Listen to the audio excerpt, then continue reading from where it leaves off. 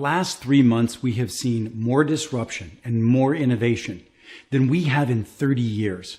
At a time when people were talking about going back to work, a group of executives and I said, no, it's time to go forward to work, not back. We created a consortium of companies and executives and a massive research project with Harvard Business Review to document the practices of innovation that we have all been seeing. We've all been digging in and achieving over the last few months, but we've had no time to get our heads up and share them with other people. These kind of practices are varied, diverse, and powerful, high return practices that we can all adopt. Digital transformation has radically accelerated during this period of time. AI and machine learning will change the way we work, and if we don't yet understand how, we need to and we should. We're increasingly now working in remote work. But not only remote work, we're about to discover what is it like to live in a world of hybrid work, of blended and co-located working together. These require new work rules, but that's only a start. Today, there are calls for a new form of leadership. Yesterday, I spoke of a new book and a set of research that I had been working on for 8 years. My new book, Leading Without Authority, introduced a word, co-elevation. Co-elevation is the commitment to a group of individuals committed to a mission, but also committed to each other. Committed to co-creating, but at the same time lifting each other up, giving feedback and development to each other in a critical way so that we break through and meet the kind of innovative pressures that are existing from the marketplace today. These things require a new form of selling.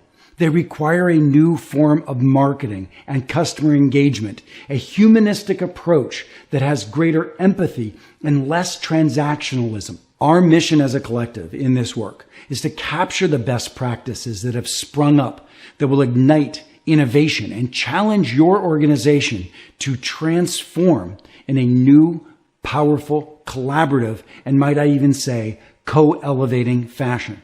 The intention of this work is actually to gain these best practices, and myself and these executives can present these to your organization as a North Star, as an infusion of innovation that they can apply to their own work and their own thinking about what does going forward to work look like. As yesterday I mentioned, I want your teams to thrive in a world of radical adaptability, a world today that we're living in where the pace of change is so rich and so robust that we must constantly adapt. I want your teams to thrive in a world of transformative outcomes where the hurdle from our competition and from our clients and the marketplace is so high that the old ways in which we innovated will not allow us to keep up. Yesterday, I spoke to you also of a recontracting of the social norms of your team, of leadership itself into a new philosophy of co-elevation. And today, I add that to your ability to introduce a philosophy of not going back, but going forward to work. I want your teams to walk away with a real roadmap, with the most innovative practices from Go Forward to Work of the last months to apply to their own transformation. And at the same time, the willingness to do it as a collective, as a co-elevating group, committed to going higher together, committed to moving forward in a way that sustains growth in your organization, finds unexpected growth in your organization, and discovers risk that's unsuspected. These are the new normal rules of the work world we're living in today, and I would like to equip your teams with those new work ways.